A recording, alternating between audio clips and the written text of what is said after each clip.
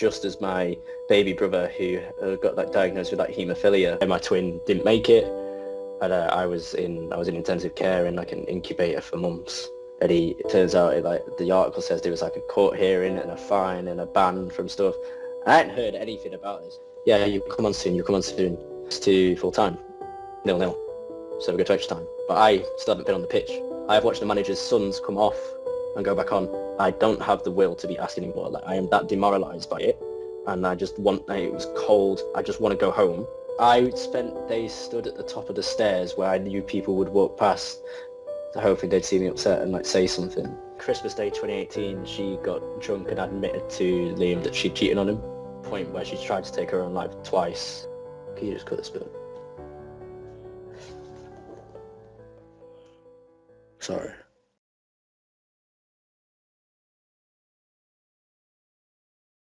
Ladies and gentlemen, welcome to... I don't know what this is. I don't know if I consider this an interview or a podcast.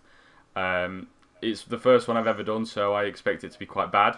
I don't expect anyone to listen as of yet. However, probably down the line, in about 10 years, when me and my friend are both famous, this will resurface and we will get some incredible stories and sound bites, I'm pretty sure. So I'm sat here with one of my childhood longest known friends. I'll let him introduce himself. Yeah, I'm Alex. I know Szymon from school. We met in English class. And I'm allowed to swear, yeah? Yeah, well, yeah, I suppose, yeah. It needs to be real, it needs to be offensive. No, so we met in English class years ago now. I can't think how many years ago it is. It was a long time ago. It must have been, year 9, so... 15? 2015 it must have been, yeah. Yeah, early 2015, so 6 years ago. Crazy, I would have thought it feels longer though. It feels 100% longer. We've been through a lot together. That's safe to say. But this is an interview about Alex specifically because as my first one, I thought I would get somebody that is close to me and also has lived an interesting life. And I think, as much as Alex will probably say that his life has been quite dull, I think he's had a few stories that are worth telling, so I think we'll get straight into them. I want to go back to the very beginning, Alex. Obviously, you don't speak a lot about your life to me, but I'm an observant lad, and I've seen, and I know a lot about you, so I want to go to the very beginning, as I said, and I know that you had a very tragic experience at the beginning of your life, so if you want to go into that. Well, yeah, I mean, I don't think it's necessarily you. I don't tend to speak about my life to anyone, unless I'm probably drunk. That's probably why. But yeah, no. So my mum was pregnant with me, and about 9 weeks before I was due, she was after a driving test.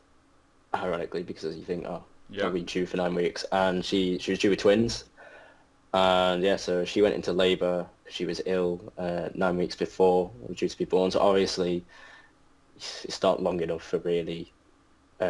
Health to be healthy for a child, especially two. Mm-hmm.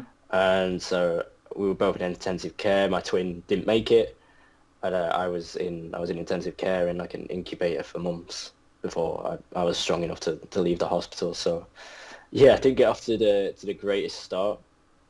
I guess I can consider myself lucky that I did make it. How did it affect your mum, if it did at all? Or is it quite a taboo thing that you've not spoke to your mum about at all, maybe?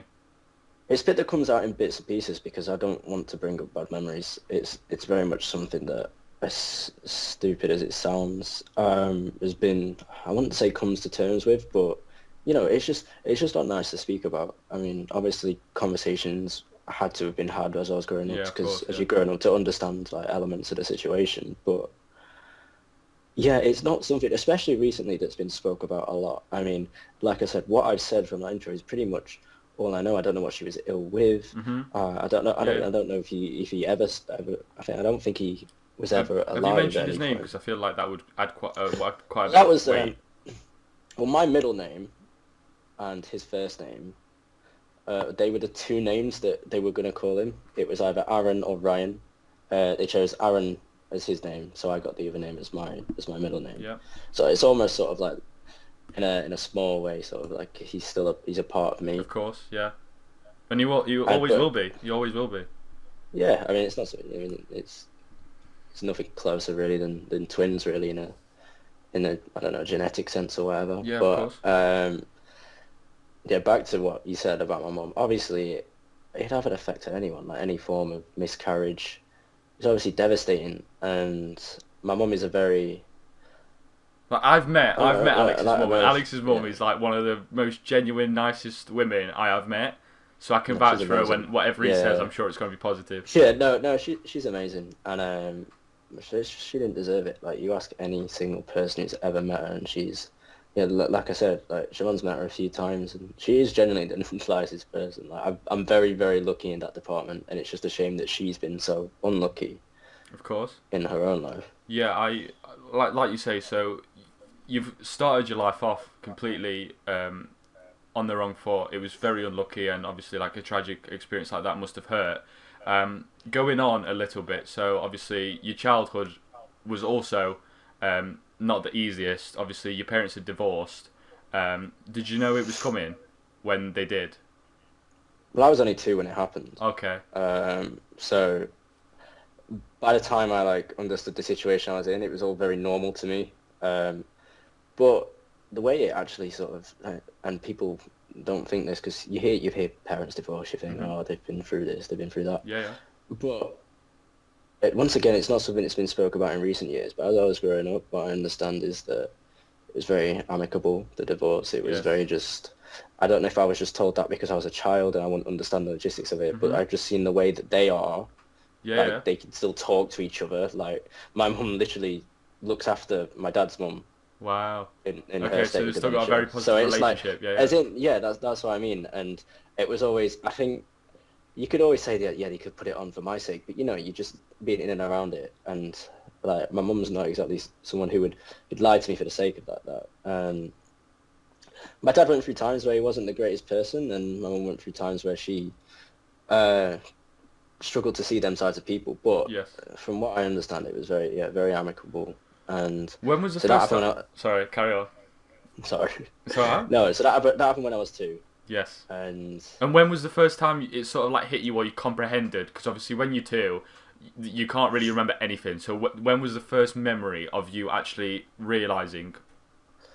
well, this is what I mean, as in because I grew up and when I first started becoming conscious about my family situation, it all felt very normal because it's all I've known. Yeah. It was like I'd stayed at my mum's Saturday night to Wednesday night. I'd go to my dad's on a Wednesday night and stay to the Saturday night. It was all very normal. It was all very routine. It almost seemed like normal. And then I know no one else, well, barely anyone else does that. Mhm. But Yeah. for me, Most people will I didn't get will hit. tell you that that is quite an odd thing, a way Yeah, of no, happening. it Yeah. is. But like you got to understand, it's like you grow up and you think, especially at that young age, you expect everything around you because isn't like what life should be like because you don't know anything else. Yes. Um, so yeah, so I grew up with that, and it just seemed very normal. So I didn't really get like hit with a ton of bricks like, oh, my parents don't, no, they're not together because Yeah. it's not a point where they're not speaking. It's Mhm. not a point where thing, and it almost became very sort of because my mum she got a new boyfriend towards the end of 2003. He was almost very much like a father figure on that Yeah. side Of course. already. Yeah. So that was like by the time I was getting like 5, 6, 7. When I was 6, my dad met my current stepmom, and so it was like I very much had 2 families that were like good families that didn't despise each other or Yeah. anything. A very So much natural process sort of thing. yeah, as weird like as natural as it can be. Yeah, so I never really got that thing, and I still don't know. I don't think of it as when I go to explain it and say, "Oh, my Yeah. parents are divorced." It's That's the sort of that the only itself that's is a sort of the quite only taboo time. subject. Like. Yeah. I think it's just because the natural idea of divorce is that it's messy. Yeah.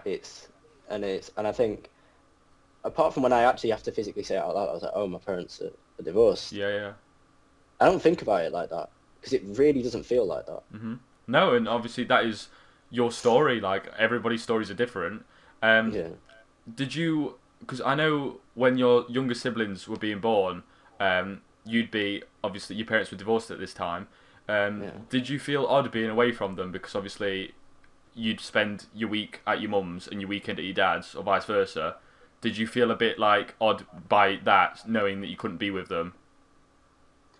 Well, it's one of them again where it fell into the natural role. It was like, it's not like I spent loads of time with them and was dragged away. It was like, I very much was accustomed to in my brain, I will see them on a Wednesday night till Saturday night because that's when I'm at my dad's. Yeah, yeah. It was all part and parcel with like everything that would happen with me going up to my dad's. It was like, oh, I'd have to go to sleep earlier because my dad's stricter. We'd have to eat at the table. We can't do this. You can't do that. And another part was that it's just, oh, I get to see Will or Holly or Alfie. Do you know what I mean? Yes, yeah.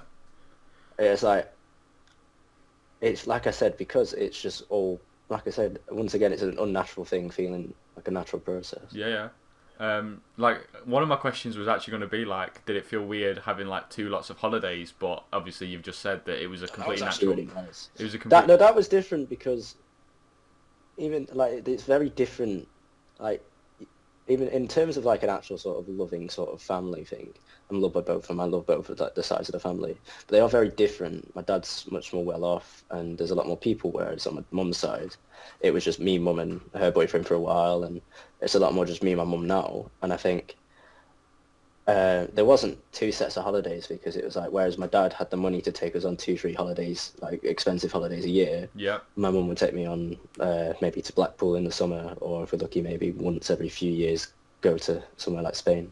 Yeah, so and I think you just made different memories with different people. Like, was it tricky, obviously, having, like, blood on one side, obviously with your, like, dad, like, obviously your younger siblings, with your mum, you'd probably go with, like, family, but different type of family. Was it, like, hard for you, for your siblings not being there with your mum, for example, on holiday? Because, obviously, the holiday would be, like, such a good experience. You just want them to experience it with you.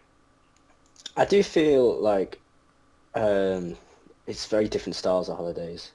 If me and my mum would go, she would go for something to suit me. But by the time it was like I was with my younger siblings going on holiday, we'd go into like family resorts, and it was like, whereas family resorts wouldn't suit me and my mum going, me and my mum just going for to a chill hotel wouldn't suit the kids. Like they'd be bored out of their mind, and it's like it's like one of them. It's like I very much grew up with a split in my mind. I was like, right, this time there wasn't much crossover between like this time with my mum and time with my dad. It was almost like my brain was like, okay, this half of the week you're not even going to think about what's happening at your dad's, what they're doing, and like vice versa. So it was never really a point where I thought, oh, the kids should be here, but there's never really a point where I thought, oh, my mum should be here on the other side. Yes.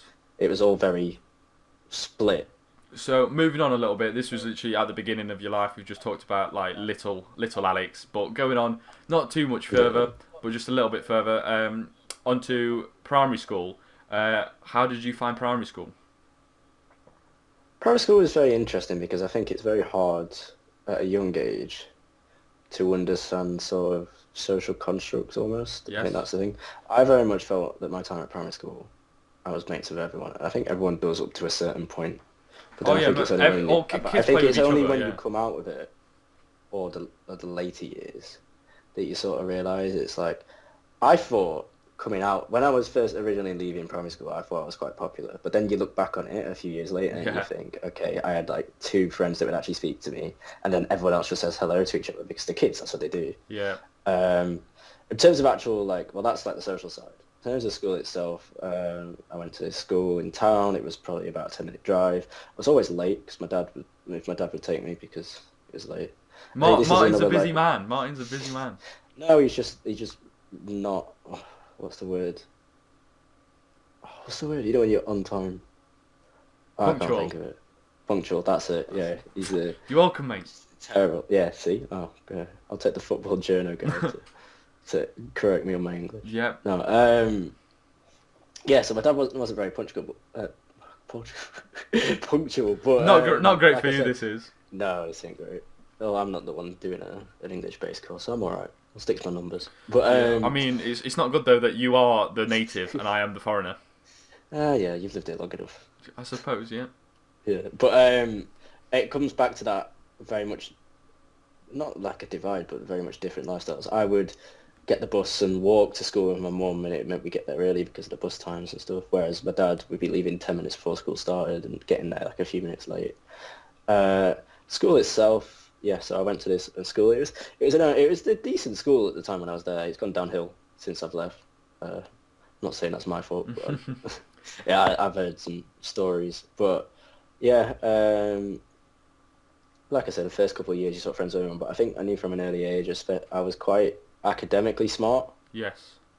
Um, That's a point we'll get onto in the bit later in the show. But yeah, in terms of like primary school, it very much again, especially on my maths side, that's where I really excelled. Whenabouts in primary school? Because it must have been in primary school. If not, then we'll talk about it later. But when, as you say, you got into the academics and you realised you was actually quite clever. Well, it was in year 3, and we had a teacher. She was my favourite teacher at primary school. We had her again in year 6, but we had her in year 3. And what we used to do is, I can't remember how often it was, but we did them quite a lot. Is we did like these quick arithmetic tests, just typical like times tables. Christ, I'd be awful at that. And it was like you used to have like you couldn't get onto the next level until you'd completed the previous level. Right. And it was that point where I was like first to finish. And what did these tests like? And you basically it's just like it's like a list of questions, and it's like just like. Give me an example, like. You gotta think what's 7 times 9? What's 12 times 9? Stuff like this. This is year 3 we're talking about. I was 8 years old. Oh god. Yeah, I mean 7 times 7 is 49, 56, 64. We cut that. We cut that. No, I'm kidding. Yeah, but I get what you're saying. So carry on. So so we did them tests, and you couldn't pass one test, or you couldn't get on to the next test till you passed one, and you got like a little like certificate, and it was like she'd been doing it with like many classes before, and she was like, "Oh, no one's ever reached this far," and I was like the first person to reach this far. I was miles ahead of everyone else in the class. I was finishing first, and I was getting a lot of praise for it. And at the same time, in primary school was when I first started doing well at football as well. Like I'd always played. Like this isn't directly to do with school, but I started playing Sunday league football in like what was called like the feeder squad, where it was just a kick around for like 5-6-year-olds. And then I got drafted from that into like, one of the first ever Chesterfield Town Sunday League teams. What position was it? From then on? Well, it was a bit weird at that age, but I did naturally become a right back after like a couple of seasons. But It was one of them. It was like when you're 6-7, you get put all over the pitch. Of course, yeah. Like kids don't have really any tactical. Yeah, like some games you play up front, some games you play in defence. And so I'd been playing that. So I was I had like a head start. Like play for, I don't know. I'd always watch it. Yeah. On like match of the day and stuff. And who did you support growing up? I supported Chelsea. I think it's because I was hoping you'd say that because I was getting ready to. I was getting ready to literally say the actual. I supported Chelsea growing up. My mum's boyfriend supported them, and he was the one who got me into football mainly. He would like take me to like football games and play football with me out on the back or whatever. And was you any good? Like, did you win many things?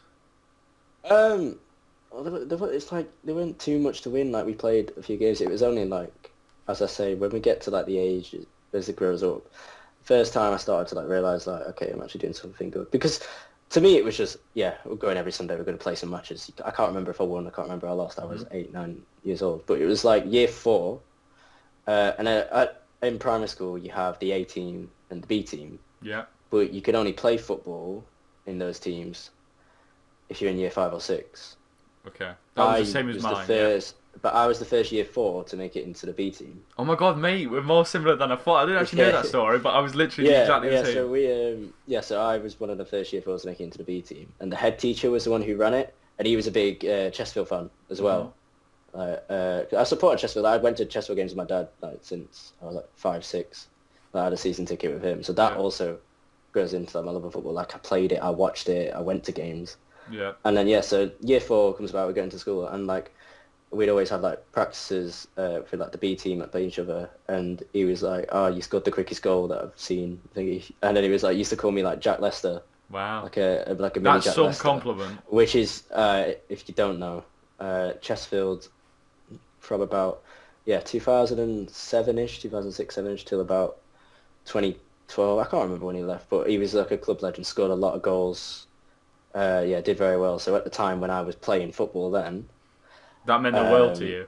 That was like, all right, Yeah, so obviously he's a Chesterfield supporter, so he's like, oh, you're like our best striker, mini version of our best striker. And I started getting into like the school team and playing school matches, and at the same time it was like when leagues sort of started to be formed in the Sunday League version. Yeah. And like Sunday League, it was like sort of like we were always just sort of mid-table in the same division. Because I've looked back, you could go back through the things, and I looked back and it was like we'd finish 7th, we'd finish 6th, and I'd play in the Sheffield League, so it'd be like a Sunday morning cold trip all the way up to like Barnsley for like, so it took like an hour to get there. Alex is a man of statistics. If you guys don't know, he loves his analytics. Yeah, I love analytics. Yeah, I love my stats. Yeah, he's a big football manager player. Oh god, yeah, a bit too much. But so around that time it was like I was playing a lot of like Sunday League, but I was just sort of like in and out of the team at right back. This is the point where it became a lot more about from what you're doing. As in, I was very good on the mental side of football. I knew what I was doing, but it was where the physical side started to overtake me a bit. And why is that for people that don't know? I mean, it probably comes into tie in with the start of this, how I was born 9 weeks early. Obviously, I wasn't going to grow as much.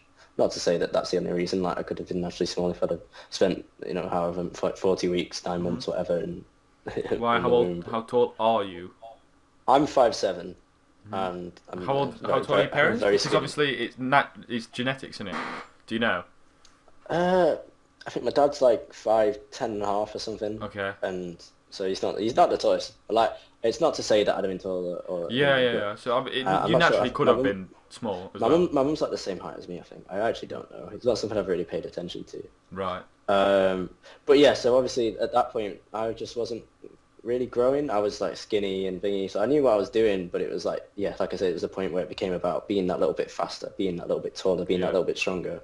So naturally I started to sort of fall out of the team I was in the Sheffield division, so I moved to the another district, the Rosie district, which is more sort of between Chesterfield and like Alfreton. And so I moved to the same team, but in that division, and in that which is lower league equivalent, right? Yeah.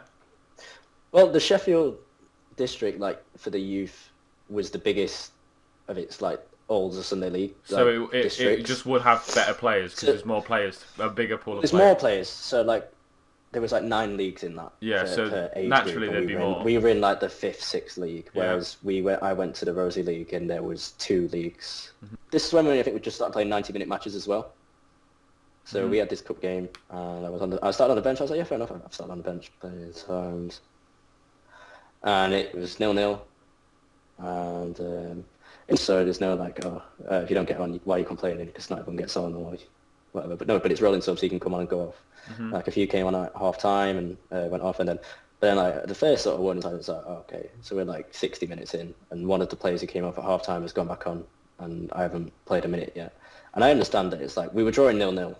So you want to win the game. You don't want to bring on a defender necessarily because you're keeping a clean sheet, but you're not scoring. But this is like after a period where I'd been like getting less and less minutes almost, and we're getting towards sort of the end of the game. It's a really close game. Like I said, that must be tough on a kid. We're the 2 best teams in the district, and it's getting towards the end of the game. And I'm like, manager, I was like, come on. And he was like, oh, yeah, you come on soon. It's to full time. 0-0, so we go to extra time. But I still haven't been on the pitch. I have watched the manager's sons come off and go back on. I have watched 4 different people be subbed off and back on at that point you might think there's a little bit. I'm gonna get on for extra time. I mean, like, surely they can't keep me off anymore. And then we're 10 minutes into extra time, and it's like still a really tight game. I'm still on like half time. Extra time. And was you the only player that you hadn't brought on? At half time, yeah. Wow. So we usually start with like 4 subs. 3 subs probably we had. I think it was 3 subs we had for that game. And it was sort of 2 usual suspects and then 1 that was always sort of interchangeable based on who decided to play. And I'd watch, like, I think by this point, this is half-time and extra time. So you've got to think this is 105 minutes of football, because I think it is at that age group where it was like the last season I played where we playing full-length matches. Mm-hmm. And I get it's a cup quarter-final or whatever it was against the only good team left in the competition. But it got to that point where it was half-time or extra time, and I was coach. I don't have the will to be asked anymore. Like, I am that demoralised by it. Yeah. And I just it was cold. I just want to go home, and I didn't get it. And then in like the 118th minute, they bring me on. Wow. That's almost like rubbing salt into the wounds, isn't it? Like, that is just cruel. No. We'll get on to rubbing salt in the wounds. Oh, no. 118th minute, they bring me on. Come on. A minute later, and then in like the last minute, we get a corner. We cut the corner in. It goes off one of their players, and we win like 120th minute from an own goal. Wow. So they were like celebrating, and I'm just like, I haven't touched the ball. Just get me off the pitch. Like I just walked off. I didn't touch the ball. So you didn't even care that 120 minutes of the game. Like I was like, yes, okay, right, I'm going. And I just like I went and started the huddle because it's what you do. And they're like, oh, I'm gonna give a man of the match to Alex today for being so patient. Like he gave me the thing, he put it around my neck. I just took it off and walked off. I'm like, I'm not doing it anymore. I didn't say that to them. They went and put it on my neck. As soon as they did, and like they were giving me a round of applause, I just like, and everyone was dispersed. I just walked off. As soon as I walked away from the huddle, I was just off, and I was just going to home, almost in a state of like tears because I just want to, enjoy playing football. Mm-hmm. And I was just like, it was the most demoralizing thing, and I just took it off, and I just went to my mum. I was like, I just don't want to do this anymore. And it was such a shame because it's such a shame it got to that. Like really as a kid, obviously, to lose that spark. I really enjoyed it. Yeah, to lose that spark with the game. Football was my life. Like, it was and it is. Like, yeah, it's very much was my life, and but it almost had like an effect. I was very active at that point. I was playing football every Sunday. I was doing tennis on a Monday. I used to do swimming on a Wednesday. Yeah, it was like I was active, but I stopped doing that, and it's like I sort of stopped having it. Not only did it lose my motivation for football, but it lost my motivation for sport. I was like, okay, so I'm clearly not good enough to play a 14-year-old, 13-year-old football game. So why should I bother with the tennis? Yeah. That I'm just playing like an after-school sort of, not an after-school group that were paying for it, and it was lessons, but it was like, I'm not going anywhere, I'm not doing anything with this, I'm not getting into any tournaments or anything. Yeah. So I was like, and I'm watching like, there's people who were in the same year as us at school, like David Knight and Adam Lawrence, who I'm sure you're really fond of. They're two terrific colleagues of mine. I enjoyed being their friend in school. I was like, because I lost motivation for all these active parts, I just sort of ended up spending time in my room, sat on my PlayStation, whether it be FIFA or like Call of Duty and stuff. And what was he best at? What was your favourite game, like at the early years of school? What is the game that you just early years of school? I mean, it was always just FIFA and COD, really. Mm-hmm. Like I'd had like F1 on the Wii, but I'd play that every now and again. But it was always like I played a lot of Call of Duty Zombies on like the Black Ops time. I played a lot of multiplayer on the Modern Warfares. Mm-hmm. So I played a lot of that. So like Modern Warfare 3, I played a lot of, and then FIFA, I'd always played like I'd do career mode and career mode. It was always career mode. I was never. I ventured into Ultimate Team a bit, but that was secondary school. But like when I first started like proper deep dive into games, I'd just be playing. I'll go on with my mates. As soon as I get in, it's like I'll play with like.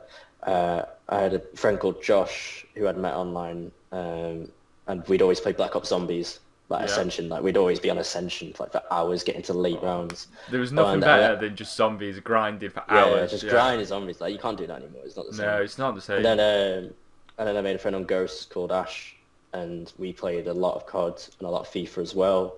Mm-hmm. And that grew into sort of like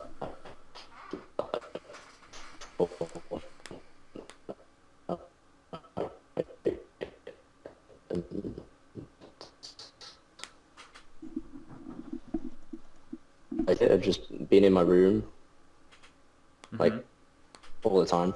However, like, as soon as I got in from school, it was like just being in my room like, all day. I want to say that though, had an effect. I want to say though, as you say that, I feel like obviously the demotivation from football, I feel this sort of the video games was like a little bit of solace for you, because I do think you had a start bright to school, even if it was academically. Outside looking in, because we wasn't like friends at the beginning of school, but I always thought you had like a positive energy. Obviously, I can't speak about the friends you had because I don't know them. Like, I'd want you to go into like what sort of friends you had at the beginning of school. But I do think like you had a very positive energy, so I do think the games brought out a better side to you. As much as like the football demotivated you at like early school level, I think that video games have played a very important part in your life. I think the unfortunate reality is it was more the opposite. Okay. Well, it wasn't like in terms of school life. There was a few people who went to school that I'd made a friend through swimming just before I came to secondary school, and we played. And it turns out that friend at swimming was Niall Flaxman. Right. He went to school. I didn't know I was going to be going to St Mary's with him. Yeah. I ended up playing with like a big group of sort of like Paul Bradley, Marco, Callum Wells. Okay. And I sort of played in that sort of group. So in that aspect, for anyone that doesn't know, these are absolute knobheads. Yeah. Well, they became the popular kids. Yeah. And it sort of got to their heads. But you say popular kids. You say popular kids, but you haven't said what that means. Like, what do you mean by popular kid? Because a lot of people, if there's anyone listening, they might not know. I think every school has like a popular sort of clique almost. Like, I think for ours it was very much like Merlin, Will Beniston. You don't need Paul, to go Marco, into them, Bradley, because... Alan. But you know that group. But I'm saying like the people that I. No, of course. I understand where you're coming from. Yeah. In year 6, the people that I ended up playing games with in year 6 were very much kids that enjoyed just being friends with people and having a good time with other people. Yeah. But as like the social ideas changed as school goes up, it became about. I think that's the morbid reality of growing up. Like on a very basic level, like we're still kids, but the morbid reality is that like socially, everybody's just at different levels, and that's what it is. Like society just engraved that in us. I mean, it's in like there is a point in like I think it was like year 8 where it just became about impressing girls, becoming more popular. Yeah. You know, you cared a lot more about how you were perceived, and I think that age in modern times is getting younger and younger. Yeah, I think the same. You look at some of these kids like nowadays, like what I was doing in like at the age of 15. You see kids like in like primary school and like back end of primary school starting to do the same thing, and I just think like, what is happening?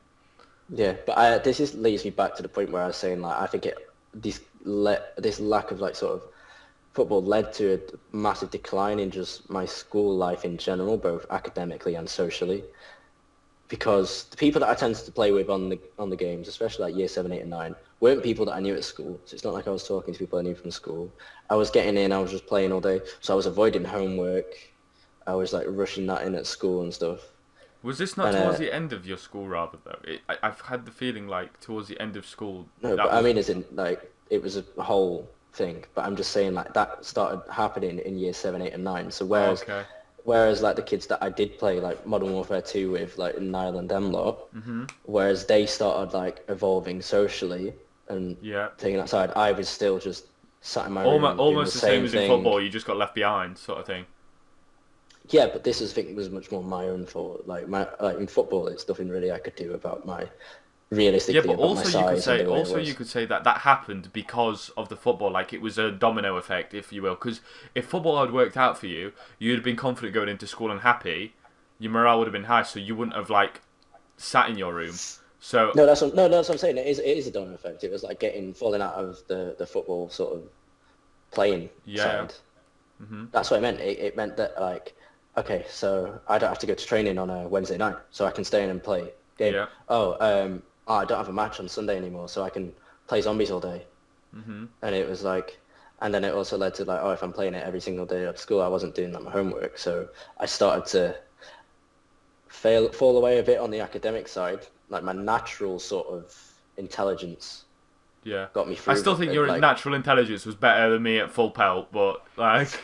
No, I'm lucky to be naturally intelligent, and I think a lot of teachers have said that I rely on it too much, and that I had warnings all the way up at school saying you need to focus on you need to actually put some work in because your natural intelligence will only take you so far. I don't know how many times that was said in like a report or parents' evening.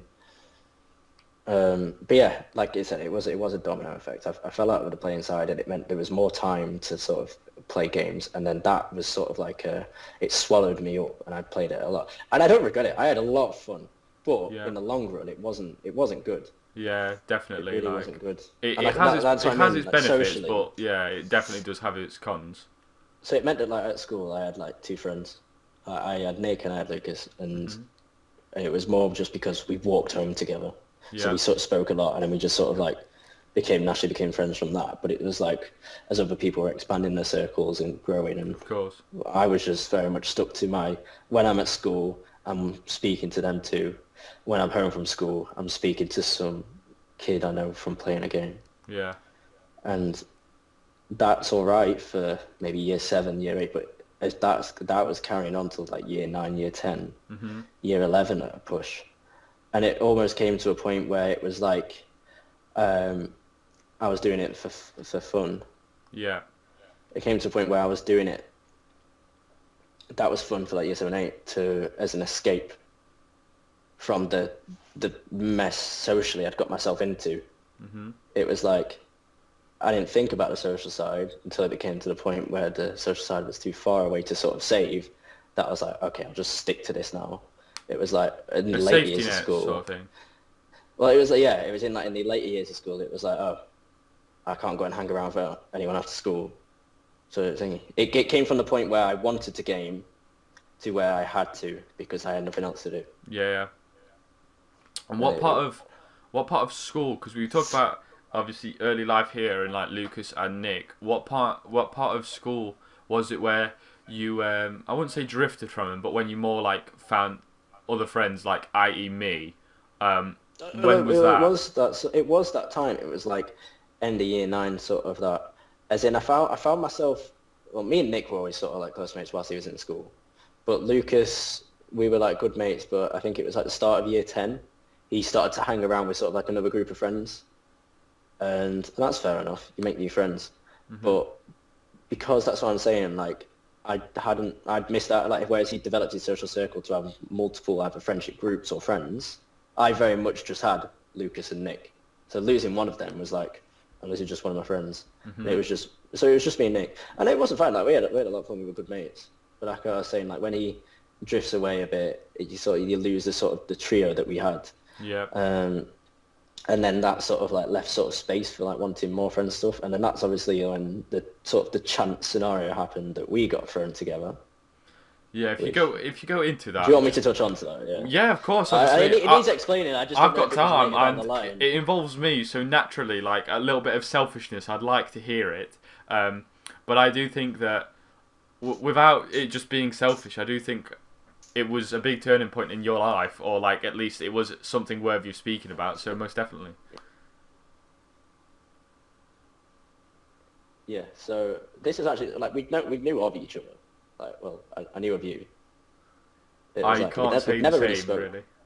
I really can't say the same. No, but no, as in like I was in a position where, and I think it sort of happens when you get sucked into sort of like the lower rungs of the social ladder. It's like you know people, but people don't know you. Yeah. And like I hadn't spoken to you. I hadn't spoken to you. I had spoken to James though. Yes. Anyway, if you just want to be obviously descriptive to say who James is, because nobody will know that. So at the time that I met Szymon, James, he was quite similar to me in an extent where he was very much focused on his gaming and stuff like that, and he was like best mates with Szymon at the time, and so he was that, and I'd sort of like in year 9. I sat with James in English, so that's where we sort of like knew each other. We were mates from English, and we were. I can't remember if we were in set 3 or set 4, and you got moved up. I can't remember if you got moved up to set 4 or if we got moved down to set 4. No, I'd just like to clarify. I got moved up. It was like whilst we were sat next to each other in class, we got along. It's someone I could like have a laugh with and stuff. So when I was in year 10 English, we had like a seating plan, and I was sat with these and. For context, the school had a new English block, and the big light. They had like big skylights in the room, and my seat was like directly under one of them big skylights, and I was in my seating plan, and I was sat with like these girls or whatever.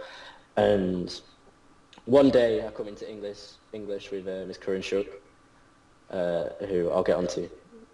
Good teacher though, one of the good ones. And well, we didn't think that initially, but yeah, she was.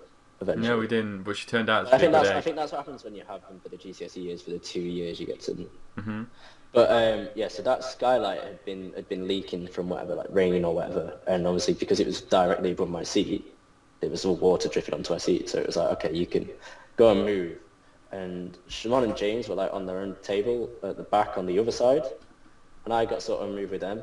And because I'd already known to have like that natural just sort of a laugh in English and like piss about with James, it's sort of like Szymon was like quite outgoing as well. So he was like, he likes to be the class clown, or he definitely did at that point. Still do to this day. Still do. He would like to be the class clown, and it was like him and James, like me and James would have a laugh anyway, and we just sort of naturally sort of got along. And I think I ended up just because I didn't really speak to the people I was sat with, just because it was a seating plan.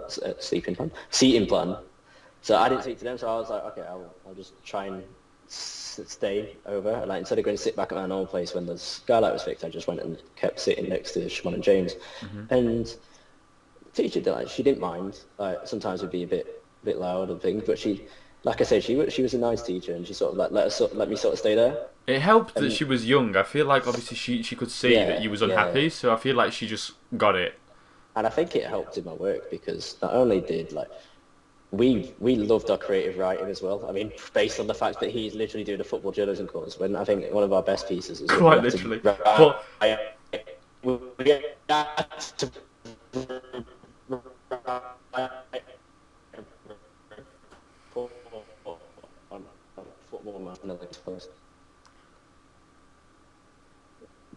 think what did I do? I did 3-2 Chesterfield Sheffield United.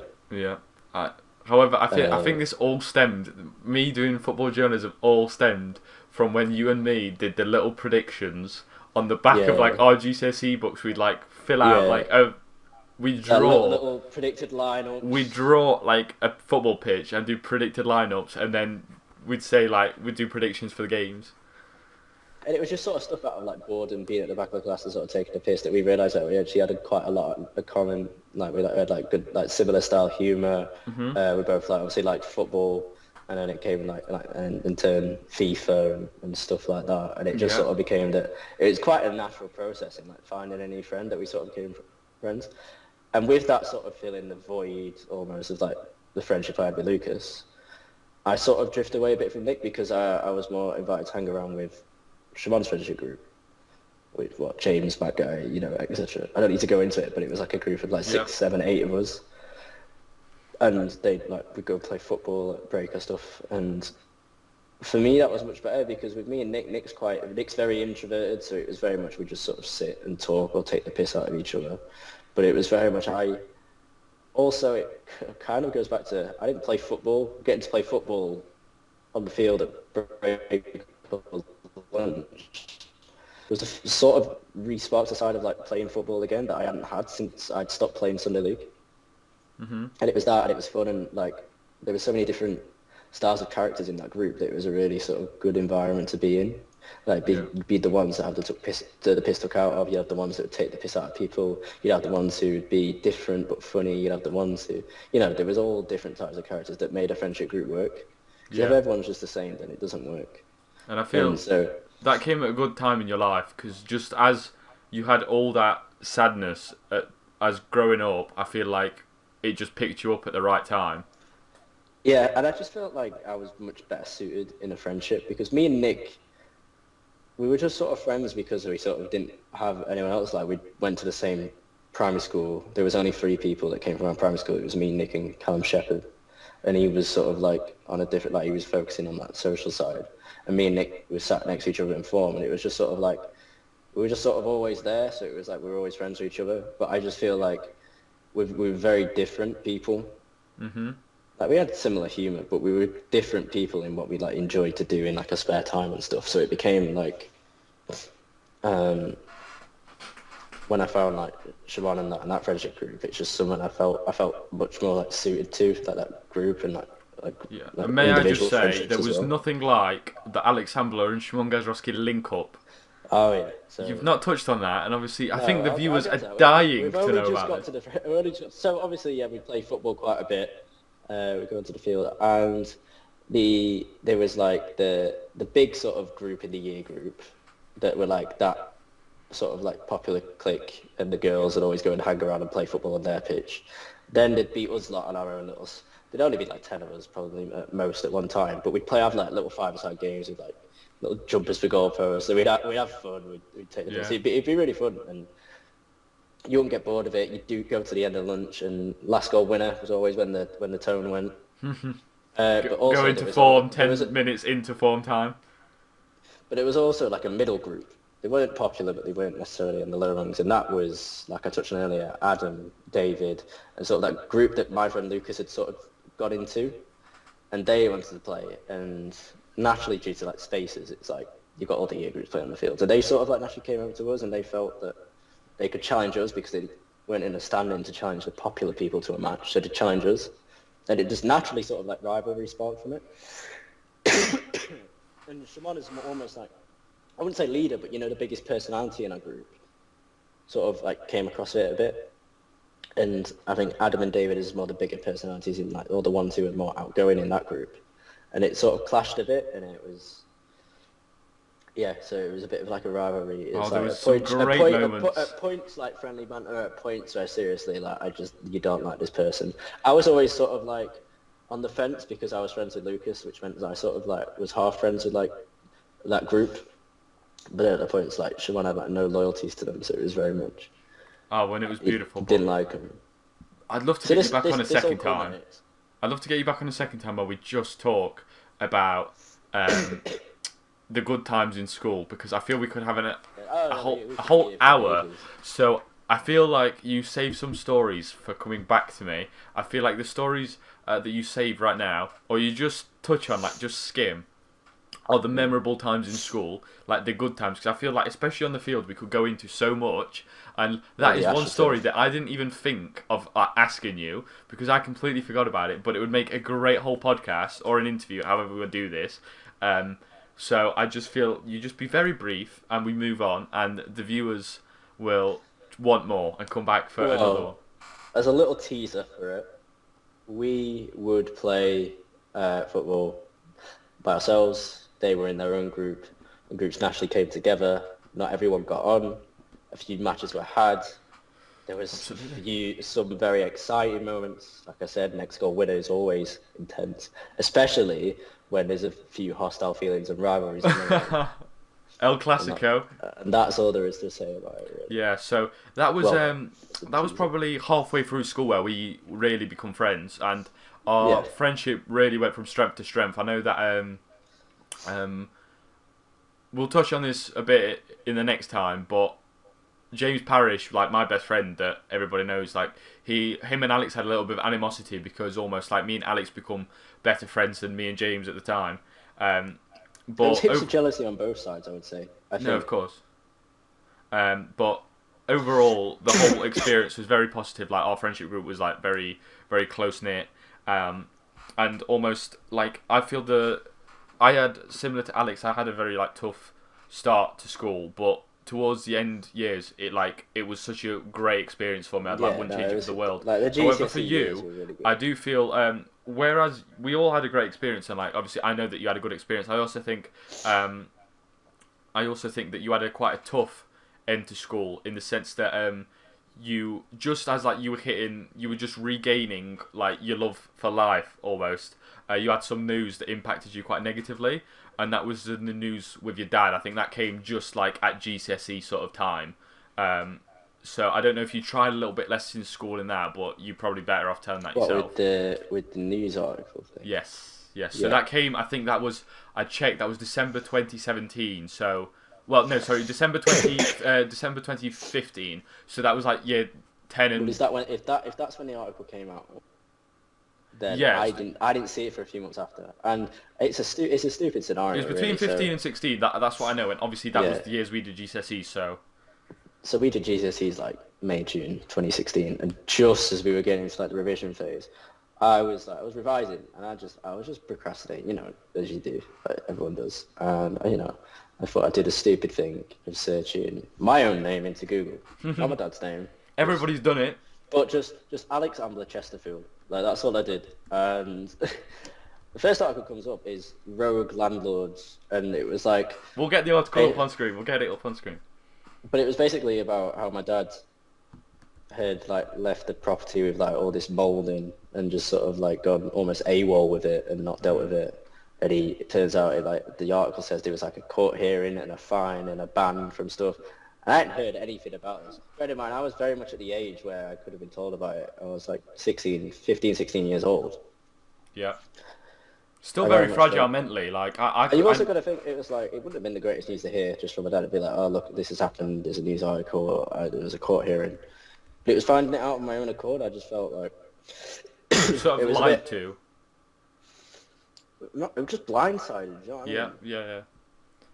And it was like, I know my dad like did his properties, but I can understand that sometimes like upkeep isn't the greatest. And this is very much a period in my life where, you know, very much the teenagery. I don't know how to describe it, but you're always like arguing and stuff, and like clashing with him and my stepmom, and I was like arguing those. I kept getting like basically kicked out because we had the option of my mum's house. Because my mum lives just down the road. For context, like a 10-minute walk down the road. Yeah. So it was almost like if we fell out to the point, I'd just get kicked out and told to go down to my mum's. And when was it that you mentioned that article to your dad for the first time when you brought it up? It was pretty much the day I found out. Oh, okay. I thought you waited a few weeks, but clearly not. No.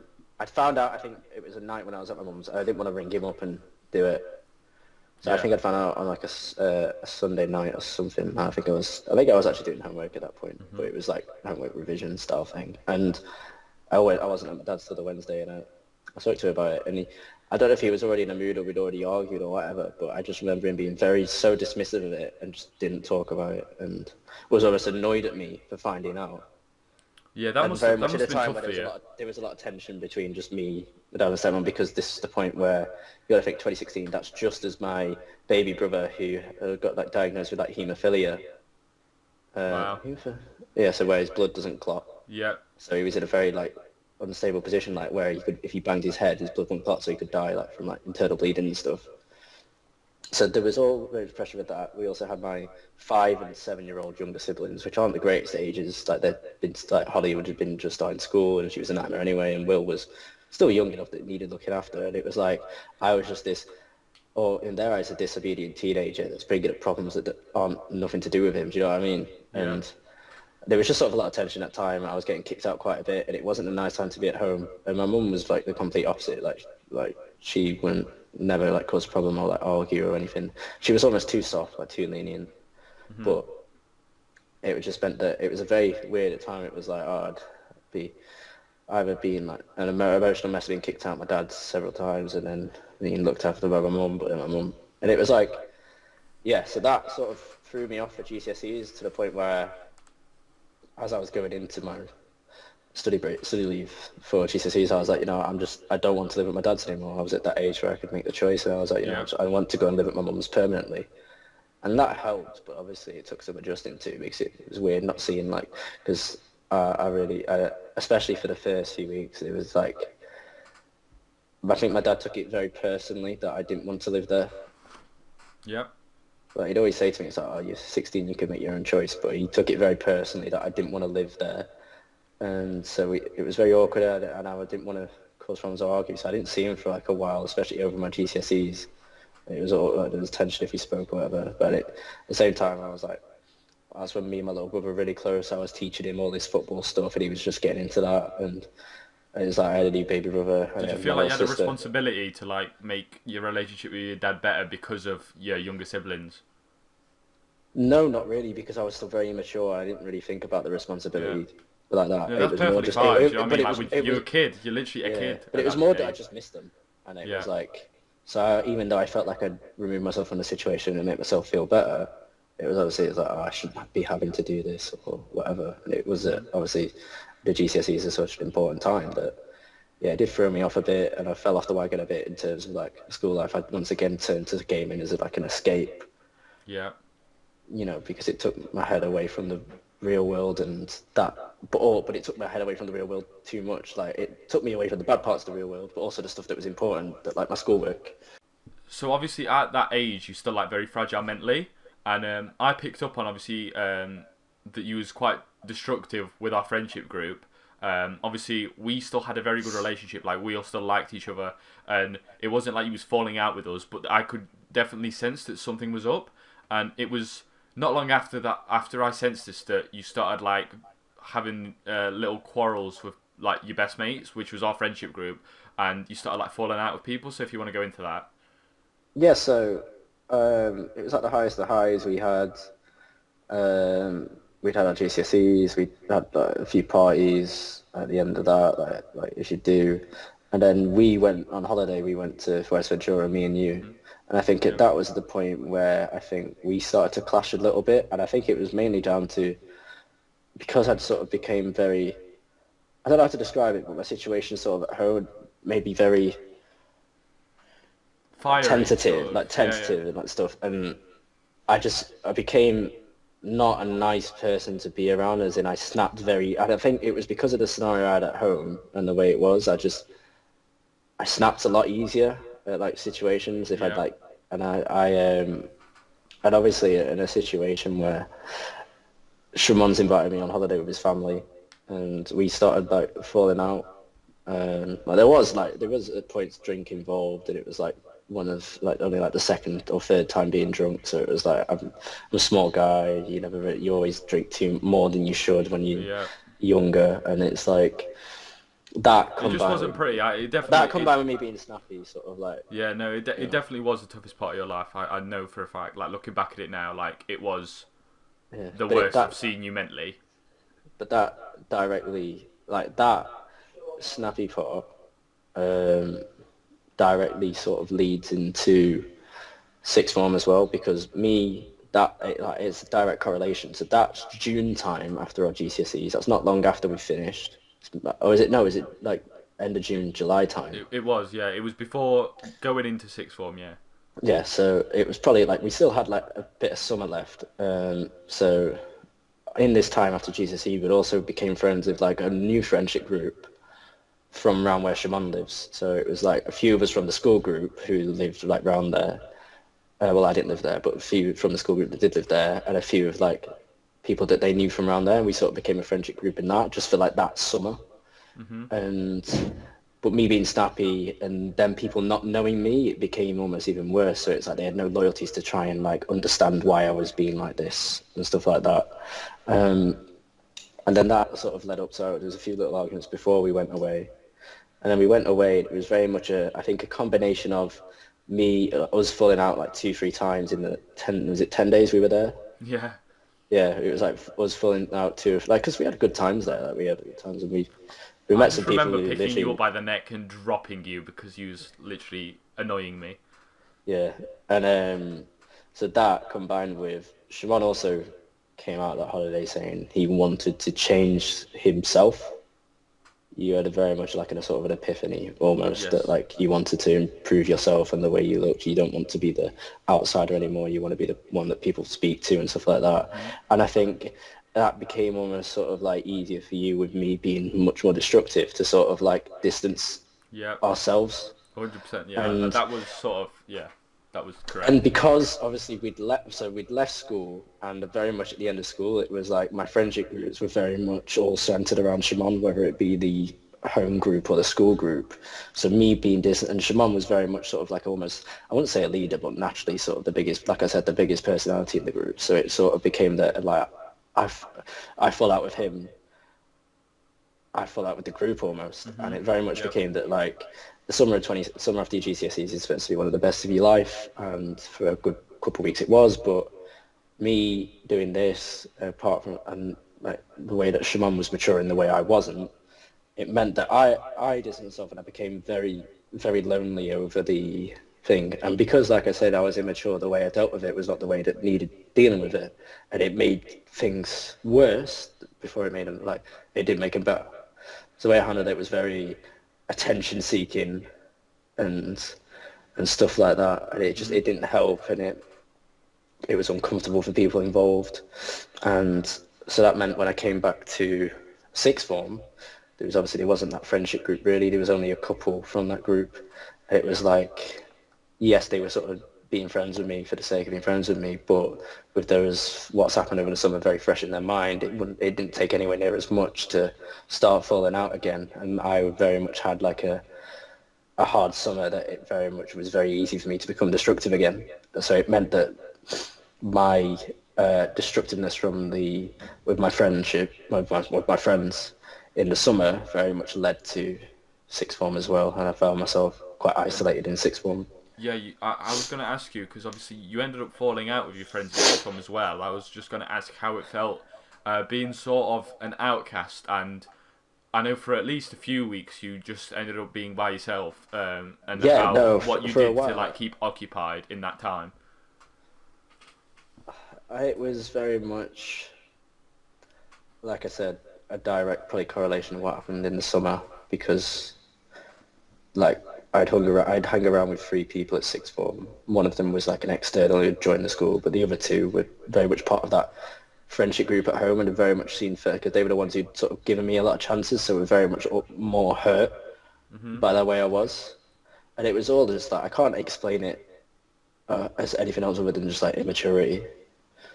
And it's very easy in hindsight to look back and just say that, and it's not an excuse, but I'm just saying like that's how it was. Obviously, we'd all do things differently if we could go back to school, but the bottom line is you are literally a child, so like you can't be too harsh on yourself. But this is at the point where it became like I needed to mature. It's like, yeah, you can get away with it up until you think, but this is sixth form. This is like 17 years old. Yeah.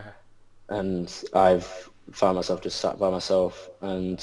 But like I said, if a mature person would deal with it, they would throw themselves into their work, or they would try and positively reconstruct things. But I wasn't mature. It's as simple as that. And I was living with my mum, who was very soft, so I wasn't very independent. And that, I think, independence helps with maturity. So I wasn't very independent and naturally immature. So once again, instead of dealing with it in a constructive way, it was very much the opposite. So I, once again, threw myself down the attention-seeking route, which obviously as you get older, it's just becomes embarrassing a little bit. It is. And it has a negative effect rather than a positive one. But I just, like I said, through my levels of immaturity, I couldn't see that. And I was like, oh, please feel sorry for me, please feel sorry for me. When at the end of the day, it was my own fault.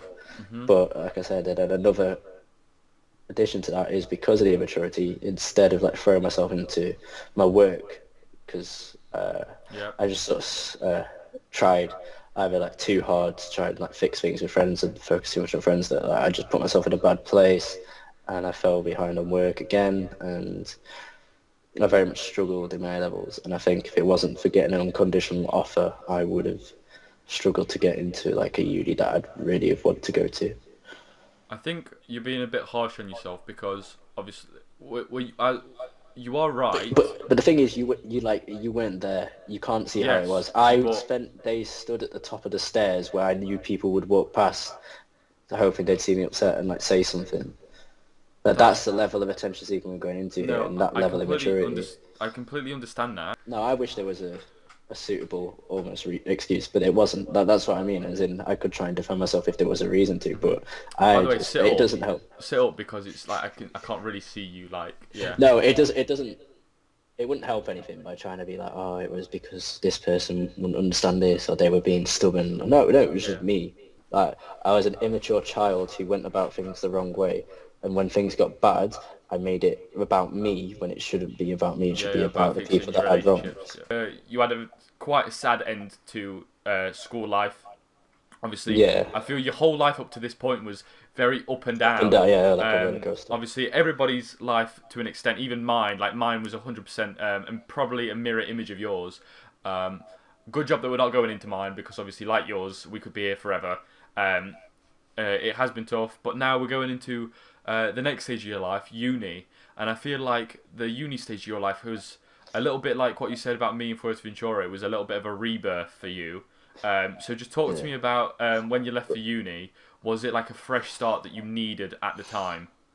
Yeah, obviously, like I was in a position where I had like little to no friends or confidence or thingy, and but once again, it was like, yes, it was a rebirth. I made a lot of good new friends, and we went out a lot, and it was a lot of good vibes, but the same problems started resurfacing that had happened in summer of 2016.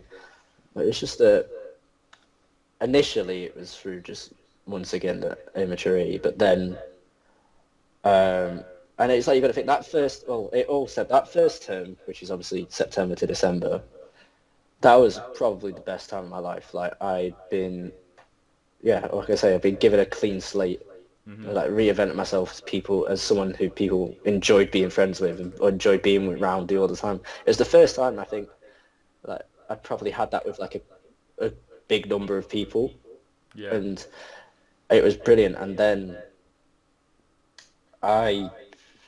Christmas 2018, my mum's always sort of suffered with stuff. Like she had a bad childhood with her dad, and then obviously she lost my twin, like I said. So obviously stuff like that's gonna damage a person. It takes a massive mental toll on anybody. That it's gonna damage a person. And like I said, in 2003 she got a boyfriend, which was Liam, and they were together like literally. He was almost like a stepdad to me, but he didn't believe in marriage. He didn't believe in paying money, writing on a paper that you love someone, you love someone. And so they were together like 2003. And he was very much her rock. He very much like understood that she needed someone there with her. And she had like one sort of account where she drank, like got into like a bad drinking phase in like 2007, 2008. I can't remember specifically when it was, but that was sort of bad time. And she got entered into hospital for like rehab kind of. And then it was sort of but then in like I say, Christmas Day 2018, she got drunk and admitted to Liam that she'd cheated on him. And obviously they'd been together 15 years. That is literally like for me, as much as I love her, that is one of the cruelest things you could do to someone. Yeah, no, it's like horrendous. And you got to think that like Liam had been a rock and they'd been together for so long. Yeah. And it was horrible for me as well, because I was like, I knew this was coming to an end. And Liam was like not just like a stepbrother, he was like a big brother to me. And he taught me so much, like all the football and stuff. Like play games with, like we just get along really well, and we still do. But it was like obviously it was gutting. And so then obviously he couldn't stay. It wasn't something that you could really work past. Yeah. So then he goes, and then all of a sudden her rock goes. Yep. And then I'm also, but I don't understand how bad it is. I've never seen how bad it is because Liam's always been the one keeping it away from me, so I don't have to suffer from it. So I never knew the severity of the situation. But like depression is a horrible beast. And yeah, so you don't wish it on anybody. Bottom line. No. Obviously, it's an awful thing. So obviously, her rock's been took away now, and I, not knowing the severity of things, moved back to Liverpool to uni, and she's just sort of fallen away into this drinking abyss, and to the point where it's just getting worse and worse, and to the point where she's tried to take her own life twice, and I'm getting phone calls from the opposite side of the country saying that like. She's been doing this. She's been doing like she's tried to cram pills down her throat. She's in hospital and stuff. And it's like a level of like, one, it's like I didn't know it was that bad, and two, because on the other side of the country, I just felt so helpless and felt like I'm her world. I should be doing more. I need to do more, and that obviously led to destruction in my own life because it's like I'm going through some like shit that I can't even like think about how it was. Like that's how fucked it was. And obviously it paid toll in my life, but it's not something I wanted to talk about. So instead of telling the people why I was started becoming like snappy again and a dickhead and immature, I just sort of let it go and just sort of let them hate me and fall away. And it was like, my mum is my world. Like we love each other so much. Like she is my whole world. And so to see her go through this and be the other side of the country and not be able to help was horrible in itself. But it was like, back at Easter when she'd been into rehab once and then she was like on the mend, and then I stayed with her like the whole time, like for weeks, checking on her, making sure she's okay. I go on like one night out and I come back to 3 bottles of vodka deep, like 3 big bottles of vodka, like, and you don't that level of helplessness when I got home, I cannot put into words. For a child to see their parents in that state. But it was, I think the worst part is you felt so helpless being so far away.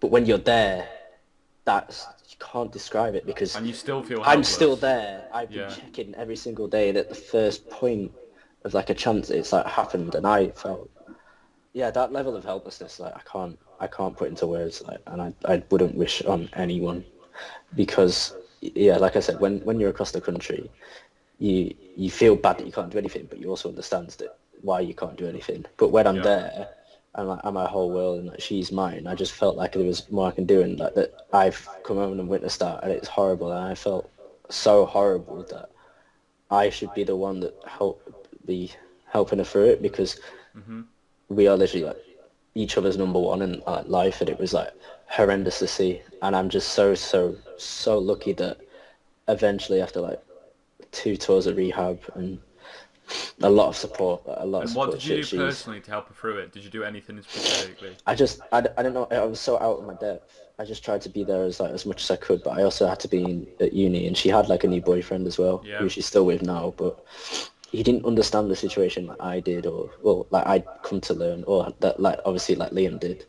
So it wasn't as easy for him to sort of help out, and I just tried my best, like constantly trying to help and reassure and remind her the good things and remind her of the things, but I just still felt so lost because I didn't know what I was doing. I felt so out of my depth, and obviously that paid destruction on my own. Before we continue, I think that is completely fine because you're still a very young person. You still are a very young person. Like obviously, there's podcasters out there that will speak about past experiences, and they will mention the ages of like 20, and they'll still consider it a child. As much as we are the oldest we've ever been at this time, we think we're grown up. In 20 years, we'll look back at this time and be like, we were kids. So it's fine to admit and say that you didn't know what to do because a child's brain, your brain still wasn't developed at that point. Like you don't know how to cope with that situation. So I don't think there's any shame in saying what you're saying. I don't think any son or daughter should ever have to know what to do because it's a horrible situation that you shouldn't have experience or the knowledge of part unless you are literally a trained like rehab person. You shouldn't because it is the most horrible thing because I can't put into words how much my mum means to me. Like I know it sounds stupid because she's my mum, it's a family member, but it's like the bond that we have is like it's unlike no other. Like I don't know any other person who's as close with their mum as I am with mine, and I like there will be. I'm not saying that like with the best mother and daughter partnership ever, but like just the way it is and the way that's how much she meant to be. To hear that like she always like I was scared to pick up the phone. Like you would be like the last 2 times I've hit it. I only saw it after the failed rehab and it kept happening. I only saw one way it was ending. Yeah. I just like if rehab's I was like.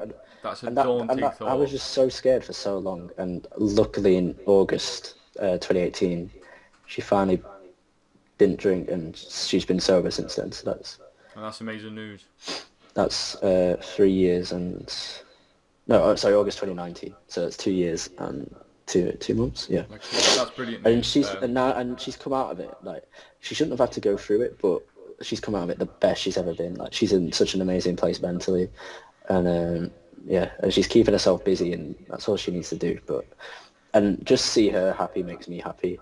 But on a personal level as well, as much as I shouldn't have to go through it as well, it has matured me beyond belief. Like it has made the way I handle situations so much better. Like it was just almost something that snapped inside me. That it could have been a blessing in disguise. Like the world works in mysterious ways. Yeah, and it was just sort of like a switch inside of me that I was like, what am I doing? Like, why am I doing this? Like, I look back on what I did, like literally a few months previous, and be like, why did I do that? That was so stupid. And I felt like, as shit a scenario is, it's bettered me as a person, and that's now why my outlook on things is very much always look for the positives in any situation. And I try and say that to any of my friends who are going through hard stuff. I was like, as shit as it may be, and as hard as it may be to think that there is even any positives, just try and find them, because that's the way I got through the terrible part of my life. Mate, that is beautifully put, and I know how hard that situation was with your mum, and again, after a positive start to uni, you again went obviously off the boil a little bit, but I feel like even though the people at uni didn't know you as well, and I wouldn't say like fell out with them, but there was one mainstay with you at uni and still is with you at uni. And I just want you to go into who that is, because I feel that person deserves so much credit, because while you are literally like my older little brother, I feel like he's filled up that void that you needed. And if he wasn't there, I feel like I don't know where you'd be currently. Yeah, so in first year of uni, like this also goes to tell with not even the hard parts, but the good parts as well. Like he was very much almost took me under his wing. So it's my mate Max. I met him at uni first year. He lived downstairs in the same block as me, and he was sort of like the one who organised the party. But he was so outgoing, and we became like just really good mates straight away. And he's very much a person that is like, if you piss him off, he's not just going to be the person to just like fall out of you, do it. He'll tell you where you're going wrong. He'll help you fix you. And like I can't like explain enough how much you need a friend like that in your life. I've only met this lad once, and there's not a lot of people that I take to for a start. I'm quite a person that like I don't open up and I don't get took aback by anybody.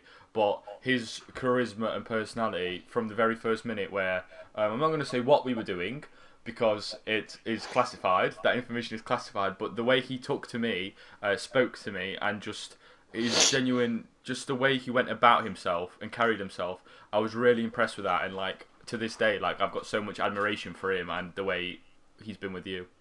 Yeah, no, and it was like he had his own stuff going on. Like he'd left uni because he wasn't sure where he was at, but he came back and he's just been there. It was like I'd fell out with everyone else and he'd stay there.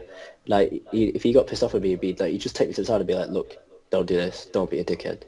But I'm not going anywhere.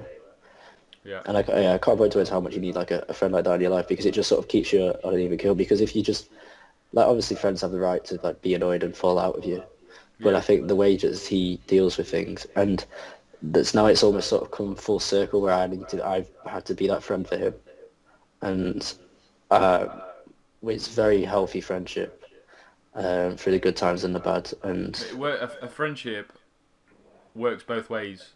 Yeah. There's two sides to a friendship, so I fully respect that. Yeah, no, like he's been there like the whole time through the good times and the bad, and he's been the reason for the good times. He's been helpful throughout the bad, and it's like, yeah, everyone needs. I think everyone will hopefully find someone like Sit that. Up. Hello. Sorry, I was like stretching. It's fine. I wasn't actually leaning back. I was just stretching. But yeah, no, everyone needs a friend like that, and no, he's a great lad. He's a friend. But if you find someone, you just gotta hold on to him, innit? Yeah, of course. And obviously that was a little bit of a sadder section. Like I say, your life has been up and down, and rightly so. Like it's a great story to obviously it's great to open up about this. But to finish off, I'd like to just end it on a high, if you were. Like obviously, this is coming up to your life to like the current stage, but it doesn't necessarily have to be like in the present or the near past. I feel like you once again started to have like a positive outlook on life since your mum got better, and I feel like you found a salvation in music. So if you just want to tell me how important music has been to you in your life, and especially the latter part of your life. I think as someone who's both my parents are very heavily involved in music. My dad was a DJ, my mum was part of the rave scene, so music was always ingrained into me. Yeah, what music is it that you like? Because I don't agree with it. Well, it's like electronic music.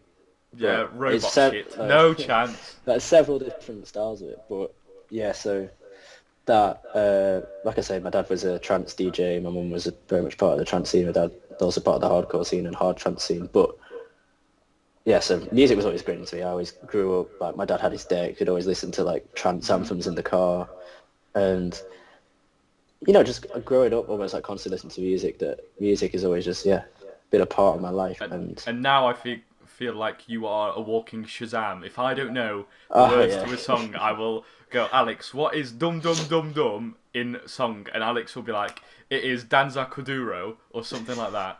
Yeah, no, I'm good with like either lyrics or song names or something. I'm like with a lot of like stupid statistics. I know it would be like random like locations or like stuff like. Oh, it's so useless weird, like, stuff. Useless stuff is what I'm best at as well. That's where I think we are similar. Like, it'd be one of the things with me. It was like if like one of the times my dad was on holiday and we'd park in like some random car park if we're going out for dinner. And I was like, oh, we can't remember the way. I'll be like, oh no, we went left here and we went right here.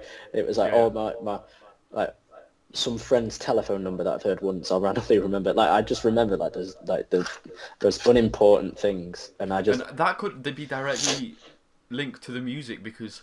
You know the studies made of music where they go like music heals the brain. That could literally be the equivalent. Yeah, well, if it does, I listen to a lot of it. You should be. This might explain why you're a genius. Oh yeah, or have a lot of. What's the words that the teachers used on you? Natural intelligence. Yeah. No. So how was your like? Would you describe your overall experience at uni and especially like academically in the latter years? I definitely think like you have improved and knuckled down. I very much think that uni in itself is, especially early doors, it's anyone, even the tutors will tell you, it's more about how you address the social side and adapt to being an adult than you actually do the work itself. Mm-hmm. Like the tutors will tell you that if you're focusing on the work in your first year more than your life growth or whatever, then you need to focus on that. So obviously first year I took a very much grew onto the thing, but my work took a hit, obviously because I was almost focused too much on building my social side, and there's the stuff down from my mum, so my work was always going to take a hit. But with my mum getting better, coming back into that second year, and everyone else sort of knuckling down, it became the environment just to sort of knuckle down and do my work as well, while still having fun at the same time. Mm-hmm. And I found a very good balance where I can do what I need to do and still have fun in the uni way. And it's been a roller coaster, but I feel like the way that, especially I've bounced back from the down, like the bigger the down, I'll bounce back even higher. Man, that's just testament to the person you are. Like, as much as you might say you're not a tough cookie or like you've had a dull life, this just goes to show like you'll have this to look back on and just realise how tough of a person you really are. Just before we finish off, mate, obviously I've got like a few more questions for you, but I just want to know like what next for Alex Ambler. Like obviously I know that this directly correlates to a video that I want to be doing in the future, so I don't want you to actually go that far. I just want you to know like in the very near future, where do you want to be? Or, like, what are your plans? That's the touchy subject. Because of the course I do is very vague. I do business management. It's very vague. It leaves your options open. I'm kind of stuck in a position where I don't specifically know what I want to do when I finish this course. In the very, very near future, all I want to do is just enjoy being back at uni with my friends. Yeah. Get back into like the flow of the work, and hopefully in the next few months have some form of idea where I want to be at this point next year. Because besides that, I don't know, and it worries. It does worry me, but it is to the point where I get to the end of the uni course, like it can't be all for nothing. I need to like used it for something. So it is beginning to. I've always sort of pushed it to the back of my mind and think, oh, I'll deal with that in my last year. I'll do it, and now I'm at my last year. It's something that needs to be dealt with, and I just can't. Generally, just don't know what I want to do when I've finished here. You've still got plenty more years on this earth to figure it out. Do you know what I mean? Like you're still at the beginning. You've not even started your journey in the big, bad, cruel world. Yeah. It's going to get much, much worse, and it's going to get much, much better. Believe me. But one question I want to finish off on, mate, because this was an absolute pleasure, and we will most definitely at some point have you back if you're willing to do that. Yeah. One question I want to end off with, and it's not my question. It is a question from one of my favourite podcasts that I absolutely love. So I've just robbed it. Like I don't know.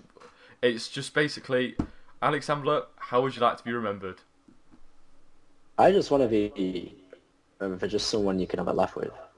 I very much don't want to go down on like actual big personal achievements, being like, oh, he was good at doing this, or he was good at that.